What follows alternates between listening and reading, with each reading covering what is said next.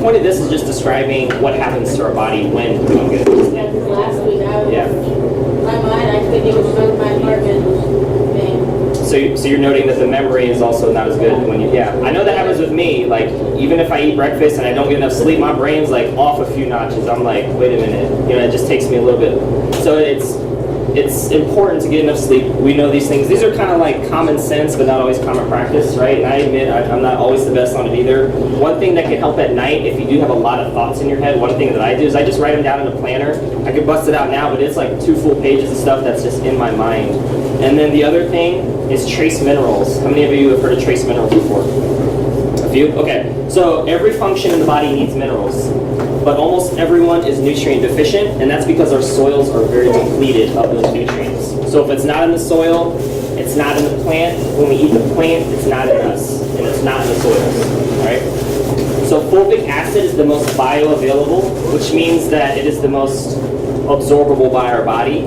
Rocks are low. You can think of rocks being low to the ground, but they're also low in absorption. But that's most trace minerals, what they're made of. So if you want better sleep, what happens is when you eat trace, or when you get trace minerals, it's a liquid form, your brain is able to do the proper function that it needs to do, which is shut off at night. So that's one other way that you could do that. And then lavender, marjoram, and Roman chamomile are also some really good options for a better night's sleep. Okay? Any questions so far before we move on to the next? You guys have some really good comments so far. All right, we'll move on to problem number 5, which is digestive upset. Anybody experience any digestion struggles? No? Everyone's digestion is perfect? Okay. All right. All right. I'm like, wow, I can skip over this section then, right? No. All right. Here's an interesting statistic by Dr. John Harvey Kellogg, and he says that 90% of modern diseases are due to colon problems. So that means what's going on in the small intestine, large intestine, primarily the large intestine. He lived to be 91 years old. It's hard for me to find somebody that lived to be 91, but when he's able to research this kind of stuff, he's able to live that long. Some of the synthetic solutions that we use, and I've used in my past but don't anymore, those synthetic solutions just manage your symptoms, okay? They're just masking them. The second thing is that they don't address the root cause. The third is that they have side effects.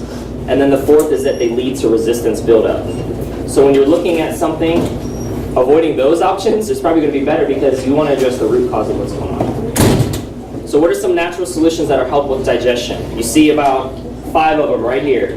These have definitely helped me out a lot, all right? So that also includes cramps, bloating, gas. You know, when I include digestion, it's like a big thing. You know, that time of the month type of things, or it could be, you know, postmenopausal things. All these can affect digestion. Plant-based fiber, what does that do? It pushes the bulk out, removes toxins, it helps you stay regular, and it can also reduce the amount of plaque in your arteries. Plaque in the arteries is what builds up and affects blood pressure and a lot of other things too. Digestive enzymes. You ever heard of digestive enzymes before? If you're eating a raw food, like a fruit or a vegetable right now, that has enzymes in it. If your food is cooked, all the enzymes are gone. We're dead. You're eating dead food. So, having a supplement that has digestive enzymes will help with breaking down your food properly so you can absorb those minerals and nutrients. Prebiotics are important for your digestion as well, and that's because they feed the good bacteria in the probiotic. They're like the food source for the probiotic. How's it going? We're just talking about probiotics over there too, right? Okay, so that's the next one. Probiotics nourishes your gut flora with good bacteria, and good bacteria releases B vitamins. So when they say they're good, it's because they actually help our body. Bad bacteria release toxins that can make us sick. And then peppermint, ginger, and fennel are really good for your digestion as well. And so those are some natural things that can definitely help you. And I would say I do these on a daily basis, and I am very regular. I don't have any abdominal pain, and my digestion is really good now. Whereas before, it was not so good. So what about your vitamins? So you don't take a vitamin a day, right? Vitamins are good too, but the absorption of those and where they're coming from is the other issue. But yeah, but those are less to do with digestion and more about nutrient deficiencies. But yeah, question? I just say once I went vegetarian, my digestive system changed so much. Like I have almost no digestive issues anymore after stopping eating. I mean, like most meat and stuff like that, like fish on meat. Right. So I noticed it really like improved it, like because I do have more plant-based fibers and stuff in my diet now. Yeah. So you're saying once you went, eating more plant-based foods helped a lot with digestion. Yeah, that's true. When you eat fiber, it pushes it out. It helps you be more regular. So that's definitely a goal. Number 5 is unhealthy weight. So now we're going to go back to the endocrine system that we mentioned earlier. So processed foods destroy your endocrine system. Your endocrine system is what consists of your hormone regulating glands that stimulate your metabolism. So you can think energy when you hear metabolism, your reproduction, your blood pressure, and your appetite. So if any of those things are off, the endocrine system controls that. And the number one thing that destroys your endocrine system is processed foods. What are some traditional solutions to unhealthy weight though? You've probably seen some of these. Or diets, fads, overhyped supplement claims, as well as over-exercising. Okay. See also New Year's resolutions, right? So I've been guilty of that in the past too. But Yeah, so what about the people that do diets? So diets are a short-term solution that don't address the root cause, which I will talk about in the next section, which is the natural solution to that.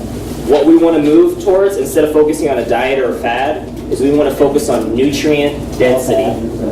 Nutrient density. Okay. This pyramid right here looks way different than the one you may have seen growing up in elementary school, because that one had a whole bunch of other stuff.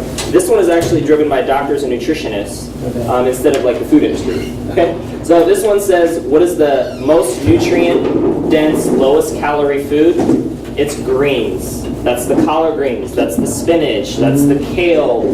That is the chard. Those are the most nutrient dense, lowest calorie foods that will help your body heal from the inside out the best. The next thing so you want to get about 3 to 6 servings a day of those things. Yeah. Okay. So I can eat a bunch of that and then feel full and not have to worry about counting calories, not have to worry about gaining weight, and that's because the nutrients are so high but the calories are so low. Because that's why they say you recommend you eat the greens and all that stuff like that. Yeah. Yep. The next is vegetables. We always say eat your vegetables. Yeah. So that is 3 to 4 servings. Some of the vegetables I like is With vegetables? yeah, I do sweet potatoes a lot. I do some broccoli. There's different type of greens, cauliflower, carrots. Put the cheese on. I say cheese. Okay.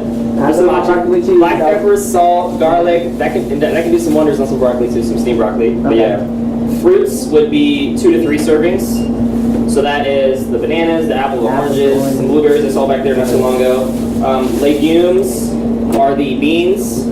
So kidney beans, black beans. All the beans. Okay. Yep, there you go. Okay, there you go. Yeah.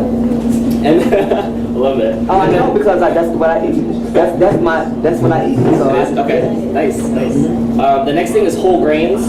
So some of those whole grains, you want to look for that on a package, but like that'd be brown rice instead of white rice. Okay, that's one example. What about the pinto beans? Like, we cook pinto beans now. Yes, but if you remember, if it's from a can, that's I'm talking the ones that you cook. Oh, the ones that you cook? Oh, you good then. There you All go. right, that's what I'm talking about. No, that's the ones I cook. Okay, nice. There you go. Yes. So if you don't eat beans, is there like something that you can substitute that with? Or? There's lots of different types of beans. So there's even garbanzo, like I just hummus. don't eat beans. in None? general. I Okay. hate beans. Peas? Any? No. Okay. Well, we'll focus on maybe like nuts and Like seeds. just- okay. Yeah, I'll talk about that next. So But my peas quinoa. gotta be sweet though. So what? Hey. All right, here we go. So nuts and seeds will be a good alternative. So you can see here, the legumes will be 1 to 2 servings, so it's not that much. Or the beans are 1 to 2 servings. Whole grains are 1 to 2 servings, and then nuts and seeds like quinoa or another thing. But a whole grain is millet. I love millet. Has anyone heard of millet before? Millet? One in the back. Okay. So millet tastes like corn. It's got the consistency of chopped up rice, but it's kind of soft. So it'll give more protein and fiber. So it's Oh, a you good say honeydew alternative. melon? Sorry, honeydew millet? No, millet. No. Millet. It's M-I-L-L-E-T. I'm thinking about harmony. That's what I'm thinking about. That's right. Yeah, harmony. That's I'm cool. thinking about the harmony. All right, so the next one is unprocessed fats and sweeteners, and that's 0 to 1 servings a day. So that I use like coconut sugar, I'll use agave sometimes, I'll use organic or raw coconut oil. So those are some things that are, if they're more sparingly or less frequent, those are better. And so that is what is going to provide you that. And then to summarize everything, you can see here on the very bottom, nature produces something, it meets your body's needs, and then your body heals itself. And so when you're able to address the root cause of whatever you're going through, you're going to help your health way more than just masking or managing a symptom. And although symptoms may be what we see or feel, the root cause is what we want to address. And so I love this quote to kind of end and leave things, but it's be the change that you wish to see in the world, right? You're going to school or you're helping people with their health, and so we're trying to be the change we want to see in the world, which is helping people have a better quality of life.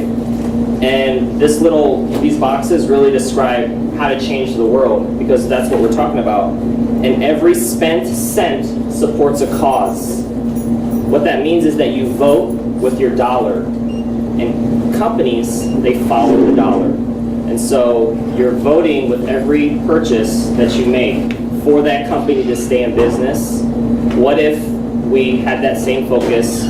What if everyone had that same focus for massage therapists or other things like that? Instead of doing other things, they went to you guys, right? So it's the same thing. We vote with our dollar. And some next steps right here is I do have a sign-up sheet for some other classes that I teach. I teach a natural solutions class, a green smoothie class, a vegan food class. You don't have to be vegan, you don't have to be vegetarian, you don't have to be paleo, you just have to like good food. And those are some class options. I do have internship opportunities if you'd like to learn how to help people in a different way too, through information. And then if you'd like to connect, my text and email is at the top of this handout as well. And so I definitely appreciate you all for listening. If you have any, thank you. If you have any questions, feel free to ask me now. I'll open it up to that. We've been definitely dialoguing in the middle too. So yeah, thanks everyone.